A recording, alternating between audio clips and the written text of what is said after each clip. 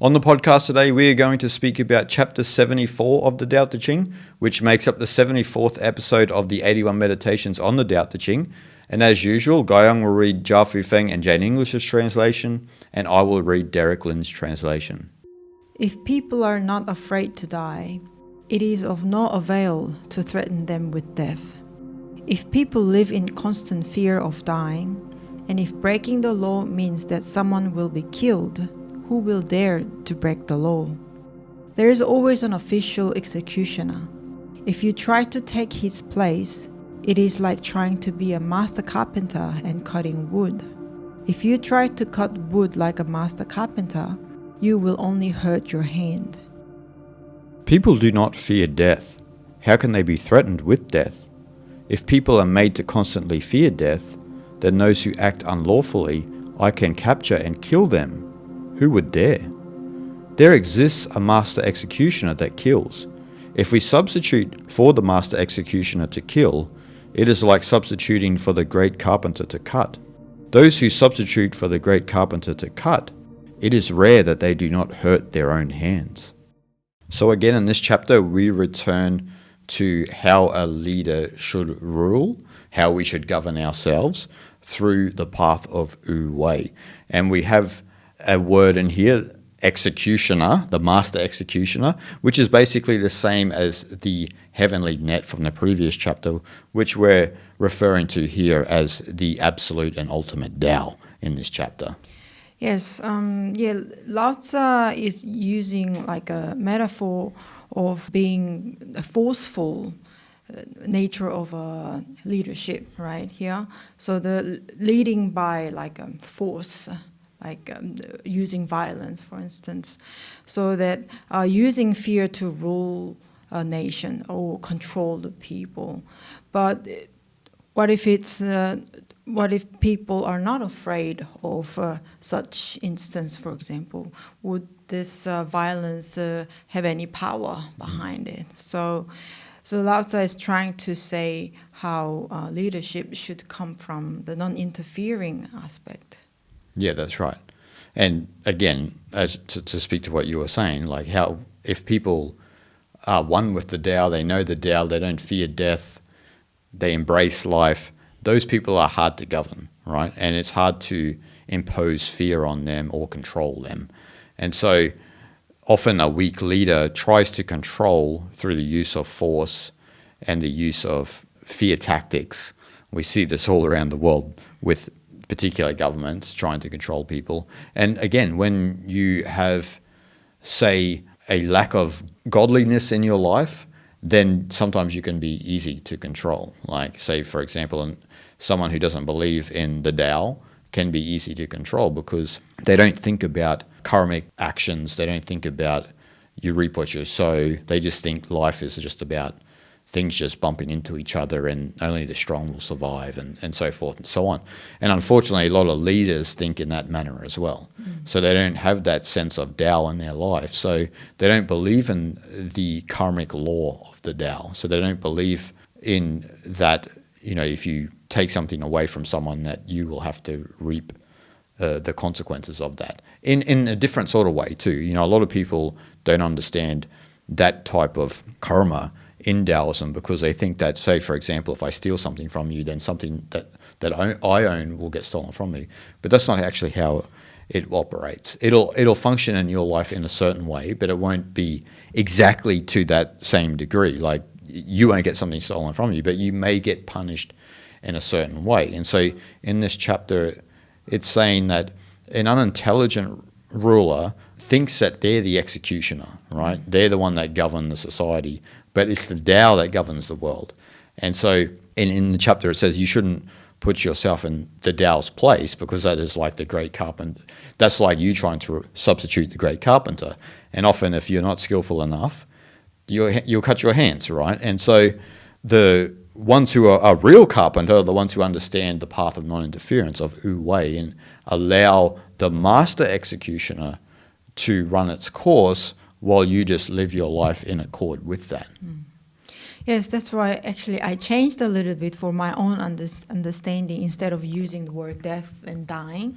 So like instead of those words, if I were to replace with the Tao, for instance, like so if people are not afraid of the Tao, it is of no avail to threaten them with Tao, right? So like you said, that with the using the heaven's will, so the law of nature, to take over, to rule a nation or control people, then it will have its own divine will, right? So, like, yes, so if you were to kill someone as in the name of a punishment, or using violence in a certain way to punish somebody, is actually a human being is doing to another human being, right? Yep. So it's almost like a person's will over divine will. So that individual is trying to control and judging that other person that it's deserve to receive that sort of punishment. But again, maybe the heavens will, the Tao often have a different way to punish people. Most cases not through violence, of course, but it's just through course of life, for example. So if we let that to happen, that the Tao will take care of itself naturally. And there's the old phrase, right? Don't take matters into your own hands. And that's across all cultures. And there's a reason for that, because of exactly what you said, that sort of karmic law. And we spoke about this before in relation to the straw dogs and the rituals in Taoism, where straw dogs are discarded with no emotion at the end of a ritual. And so the straw dogs represent human beings, right? And I mean, there's a few layers to this. But the master executioner here, the Tao, is impartial, right? Is impartial. This is why, unfortunately, sometimes good people die young and so forth and so on. We don't live in a type of idealistic world based on our own conditioning. This is just Tao. This is life, right? And so sometimes people have their lives cut short and this and that, and we sit around going, why? When we look at it from the Taoist perspective, the Tao discards with our life like straw dogs, right? And so that doesn't mean that the Tao doesn't love that individual. The thing is that the Tao loves and nourishes all but does not lord it over them. So it doesn't have a sense of subjectivity. And we can't understand the workings of that ultimate, but we try to make sense of it on a subjective level. And so why I'm saying that is because if we look at the Tao's will as opposed to our own personal will, is that the Tao's will is completely impartial. But as you were alluding to, us on a subjective level, we have a partial will. So that person has done wrong, so I'm going to go and do something to them, or they should be punished for this and that. So we take matters into our own hands. Where Lao Tzu is saying in this chapter, don't take matters into your own hands. The Tao will have its own way.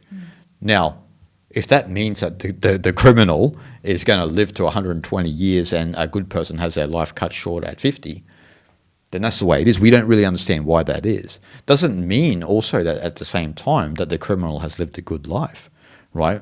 We're looking at it in terms, a lot of the times we look at things in terms of how long we've lived in life. Humans, we think that way, right? Where someone might die at 35, but they've lived a very rich life, right? They had a lot of experience. They had more experience than a lot of us have in 4 lifetimes. And so maybe at 35 they just reached a limit and then that was it. The Tao's like, your job is done, you don't need to hang around any longer. So I think that this is one of the core aspects of this chapter, is that, on a subjective level, we have partiality, we have conditioning, which interferes with our moral sensibilities and how we judge the world and who should be punished, who should be rewarded, and this and that.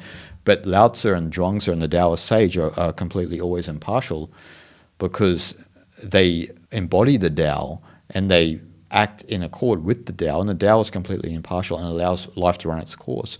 And that's why the essential teaching in Taoism is Wu Wei, the path of non-interference, effortless living, because you're just allowing nature to run its course, and the karma of the Tao to run its course, that karmic law, right? Without you stepping in and saying, no, this is what's going to happen. I'm going to correct course here, and we're going to do this and that. And so what you see in the world, especially in the modern day, is millions of people doing this course correction, which are all opposing each other. And someone set this course correction, in motion thousands of years ago. And so you've got all these people trying to have these course corrections which are conflicting with each other. And there's no one who's sitting around embodying these teachings and just allowing people to live their lives in accord with their own nature, so to speak. Yes. So that's being or not being able to accept the life as it is, right? Yes. We don't know why the unfortunate things happen to such good people. And we don't know why such huge luck happens to, bad people, so to say. It's always up to us to judge things in our own subjectivity when you come from your individual will, right? Like you're trying to make sense of it. That means I think you are trying to control over someone's life or your own life in a sense from your own subjective point of view, right? So you're trying to justify the situation, rationalize it, but again, that is actually often it's conflicting with the divine will, right? That's why, in a way, that we are in constant conflict with ourselves, somewhat in our lives as well, and that is because we are not willing to accept how things go in life, right? And sometimes, we need to be able to accept, and in a way that we need to somewhat destroy our subjectivity, right? And only that way we will be able to see life and just general things as they are. Exactly. Because, from a subjective level, we're going around with our own moral indoctrination and imposing that on the world when the Tao is completely amoral. Nature is amoral. And we are nature, and we constantly forget that. But we are all fed from birth these moral systems. And even the moral systems are different, right? Like if you go from one moral system on the other side of the planet to another moral system, they conflict with each other. And then you have these culture wars, right? And so the Tao is completely amoral. And to speak to what you were saying in relation to that, is that the Tao doesn't care who we think are good or bad people, right? Because there's something bigger going on here. We don't know what it is.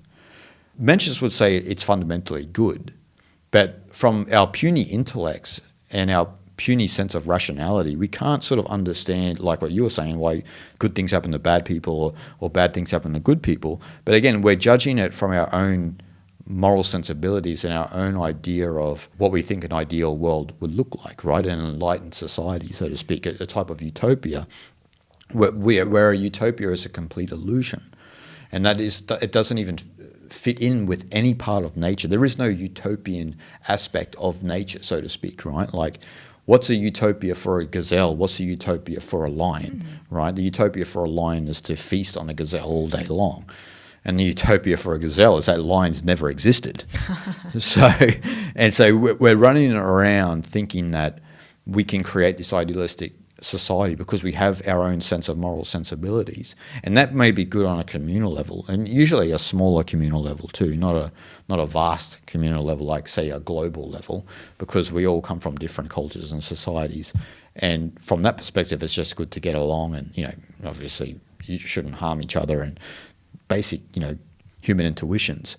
But from the Tao perspective, the perspective of the Tao, it doesn't share our moral sensibilities nor our idea of what is good or bad, because even from a spiritual level, we, as a spiritual aspirant, need to discard these concepts of good or bad too, because we have to eventually get to the level of having an impartial consciousness.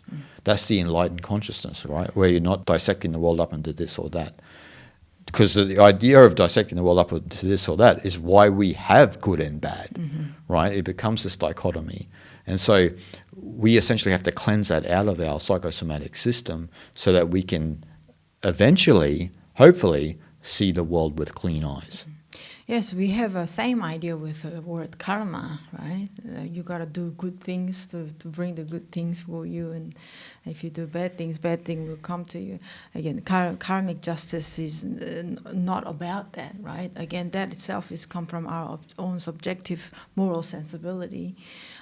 Karmic justice means the law of nature, and just it will do what it will, Yeah. and in a way that we have no say. Just only what we can do is to accept it, and how we accept it, and what we do with it, right? Like instead, are we fighting against it, or are we accepting it and then just kind of move on and just follow the heaven's will, divine will, without interfering that will, right?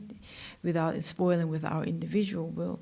So I think this skillful carpenter can mean that, like you said, the impartial love, the authentic heart of the master, you could say. But also you could apply it to ourselves as an individual, to our own self and our own life as well. That are we looking at ourselves with our own subjective view, saying like, why it happened to me and why my life is in such a way and this and that? Or are we accepting just things as they are? If you're really accepting things as they are, then you wouldn't judge yourself or your life anymore. Anyway, because there is no subjectivity anymore, right? So that applies to the individual as a skillful carpenter, as someone who is following the divine will over individual will. Exactly. And, to speak to Zhuangzi, where in this discussion he would say, we're speaking a lot about death and this and that, but we're acting as if like death is a negative thing. So like if we allow our life to run its course and then we just die of the divine's hands, then who are we to judge that whether it's good or bad? So like Zhuangzi would say, obviously cutting your life short from your own subjective view, then that would be negative, because you're coming in and you're pretending to be the master executioner, where you need to allow your allotted years to run their course. But getting away from that, he's saying we're still thinking that death is a bad thing. He's like, who's to say? We don't know. Maybe death's a good thing. Obviously, he's saying dying, obviously, the pain of dying, and we're all going to experience that. But death itself, we're all carrying on like it's such a bad thing, right? And like he says, you don't want to be fatalistic about this. You don't want to take your own life or anything silly like that, because that would be putting yourself in the place of the Tao. But if you allow your allotted years to run its course, and then say someone lost their life early due to some illness or this and that, we are sad because we miss our friends or family. But who's to say for them? This is what Zhuangzi is saying, right? Like, because we often project bad onto death, right? But in saying that, like if someone has suffered from illness for, say, a decade, then a lot of people are happy that they did die, because they don't suffer anymore, right? So there's different layers to this. But we often just ascribe negativity onto death. And Zhuangzi is saying, look, hold the phone a little bit here. Who's to say, right? Because we don't really know. Yes. We have philosophies, we have spiritual teachings that hypothesize what death is, but we don't really know. We just make assumptions, right? Where we might have a many lives theory, or we might have a one life theory, or we may have a no life theory. There's all of these theories, but we don't really know. And so Zhuangzi is saying, suspend your judgment on all of these things. Don't put yourself in the place of the master executioner. Don't even try to sometimes even understand things from a good or bad perspective. And as you said, accept the way life is unfolding, which can be difficult, particularly like when you do lose someone close to you, or so forth and so on. But accept it for what it is, and that actually helps the grieving process. That helps you understand reality also at a deeper level. And also, you suspend your judgment on death, as Zhuangzi says, because death might be a good thing. Maybe when we die, we're in the bliss of the Tao, the oneness of the Tao, and it's all love, and this is purgatory. Yes. Right? Yes. This is hell in air quotes, right?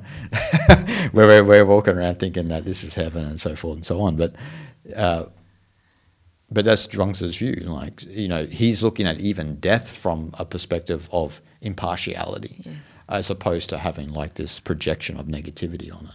Yes, I think if you take your life serious, if you take yourself serious, that's how frightening the death will become. I think that it'll increase the fear of death even more, I think.